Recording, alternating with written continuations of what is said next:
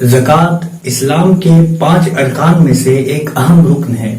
جس طرح نماز فرض ہے، جس طرح حج کی ادائیگی فرض ہے، جس طرح رمضان کے روزے رکھنا فرض ہے، اسی طرح مال کی زکوٰۃ ادا کرنا بھی فرض ہے۔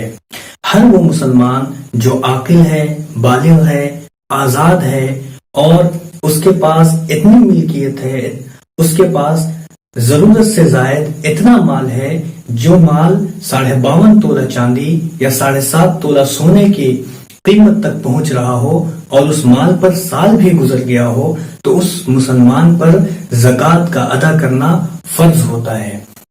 52.5 تولہ چاندی اور 7.5 تولے سونے کی جو پیمائش ہے آج کے ڈیٹ میں، اگر ہم اس کو گرام میں کنورٹ کرتے ہیں، 52.5 تولہ چاندی 612 گرام 360 ملی گرام پہنچتا ہے اور 7.5 تولہ سونا 87 گرام 480 ملی گرام پہنچتا ہے۔ اکثر لوگ یہ سوال کرتے ہیں، کیا ہر مال پر سال کا گزرنا ضروری ہے؟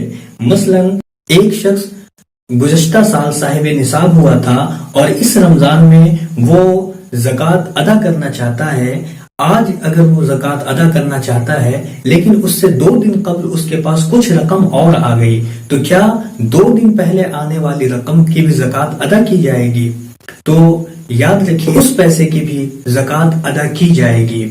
سال گزرنے کا مطلب یہ ہے جس دن وہ صاحب نصاب ہوا اس دن سے لے کر زکوٰۃ کے نکالنے والے دن تک، ان دونوں کے درمیان ان پورے سال میں جو بھی مال آیا اس سارے مال کی زکوٰۃ ادا کی جائے گی۔ ہر مال پر سال کا گزرنا ضروری نہیں ہے۔